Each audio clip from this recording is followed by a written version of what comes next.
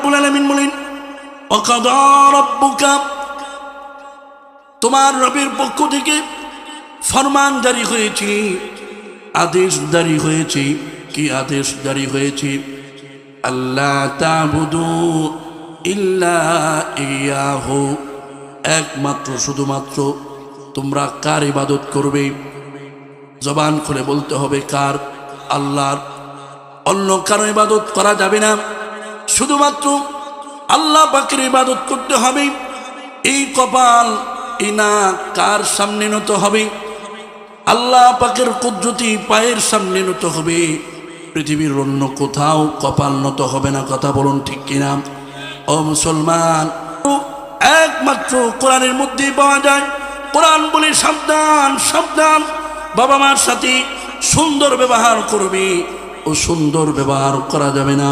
বাবা মার খেদমত করবে, বাবা মার খেদমত ছেড়ে অন্য কোথাও যাওয়ার কোনো সুযোগ নাই। ও বন্ধু, খুব ভালো করে শোনো, যারা বাবা মার খেদমত করবে তাদের ইজ্জত, তাদের সম্মান আল্লাহ রাব্বুল আলামিন কি পরিমাণ বাড়িয়ে দিন, কি পরিমাণ উচ্চ মাকাম পর্যন্ত পৌঁছায়া দেন। জামানার শ্রেষ্ঠ নবী এবং রসুল হযরতে মূসা পয়গম্বর, মূসা আলাইহিস সালাম আল্লাহ তাআলাকে ডাক দিয়ে বলেন, ও রব্বুল আলামিন, আমাকে তুমি জান্নাত দিবি, আমার সাথে জান্নাতে আমার সাথে কে হবে? এই কথা বলার পরে আল্লাহর পক্ষ থেকে আওয়াজ আসছে, ও মূসা, তুমি যখন জান্নাতে যাবে, জান্নাতের সাথী হিসাবে একজন কসাই থাকবে। বলুন সুবহানাল্লাহ। এই কথা বলার পরে স্বাভাবিকভাবে হতভম্ব হয়ে যাওয়ার কথা, কারণ মূসা আলাইহিস সালাম সাধারণ কোনো নবী না, শুধুমাত্র নবী না, তিনি নবীও এবং একজন রসুলও।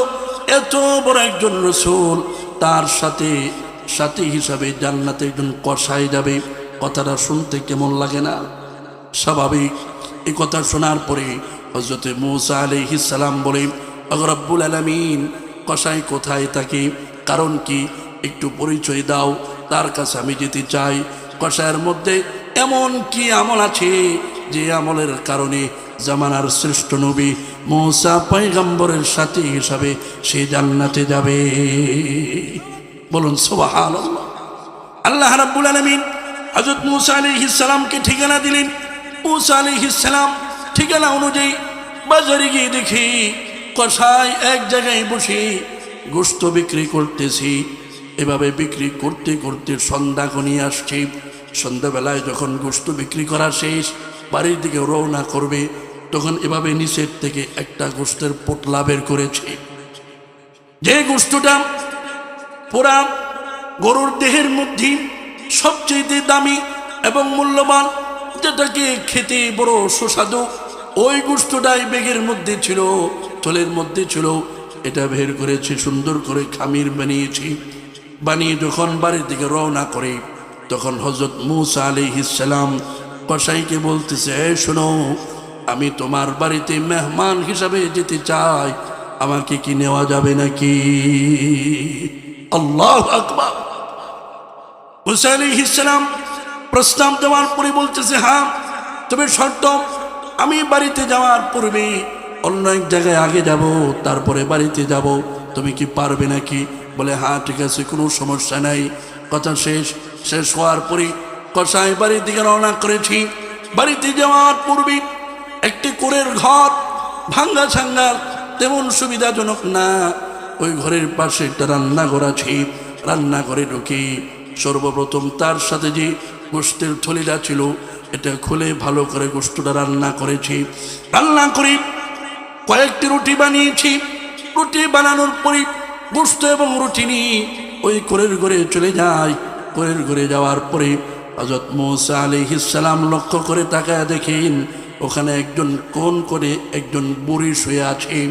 কসাই বুড়িকে সুন্দর করে আদবের সাথে, বড় আজমতের সাথে ধরে তোলার পরে কসাই ওই বুড়িকে বুকে জোরে আলিঙ্গন করে।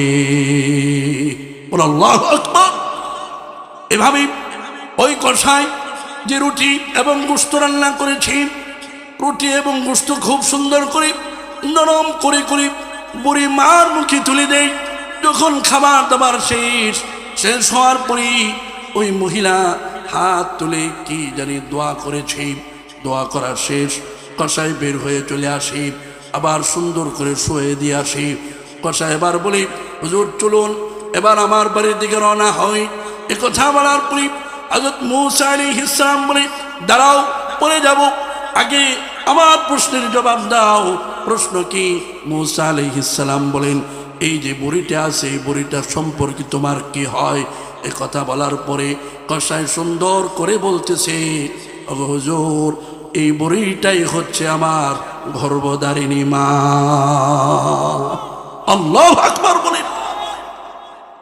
তোমাকে মহব্বত করে ভালোবেসে তুমি খাওয়াইলি, ঠিক আছে, যখন খাবার দাবার শেষ ওই মাটা হাত তুলে কি বলেছি, কি দোয়া করেছি, এই কথা বলার পরে ওই কথাই বলতেছি, কি আর বলবো, বুড়িটা তো বুঝে না, এমন কথা বলে বসে, এমন দোয়া করে বসে যেটা আকাশ পাতাল ব্যবধান। মূসা আলাইহিস সালাম বলে, কি দোয়া করেছে বলো?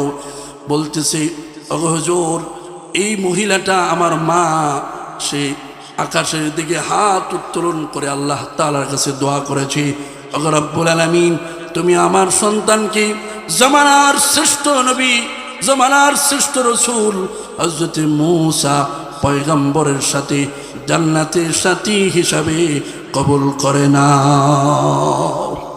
ধরে চিল্লা বলুন সুবহানাল্লাহ। এ কথা বলার পরে মূসা আলাইহিস সালাম বলতেছে, কসাই, আমি কোনো সাধারণ মানুষ নয়, তোমার মা যে মূসা নবীর কথা বলে বলে আল্লাহ তাআলার কাছে দোয়া করে, তিনি হচ্ছেন আমি মূসা, তোমার সামনে দাঁড়িয়ে আছি। ও মূসা, আজকে আমার বিশ্বাস হলো মার খেদমত এমন একটা খেদমত, মার সন্তুষ্টি এমন একটা সন্তুষ্টি, যদি মা সন্তুষ্ট হয়ে যায় ওই সন্তুষ্টতা আল্লাহ রাব্বুল আলামিন নবীদের সাথে জান্নাতের সাথী হিসাবেও কবুল করে নেন। জোরে চিল্লা বলে সুবহানাল্লাহ। এই শিক্ষা শুধুমাত্র কোরআনওয়ালাদের কি কোরআন দেয়, এই শিক্ষা অন্য কোথাও পাওয়া যায় না। মুসলমান, তুমি তোমার সন্তানকে কোরআনের মাদ্রাসায় ভর্তি করে কোরআনের প্রতিষ্ঠানে দিয়ে লাভ করেছো না লস করেছো? জবান খুলে বলতে হবে, লাভ না লস?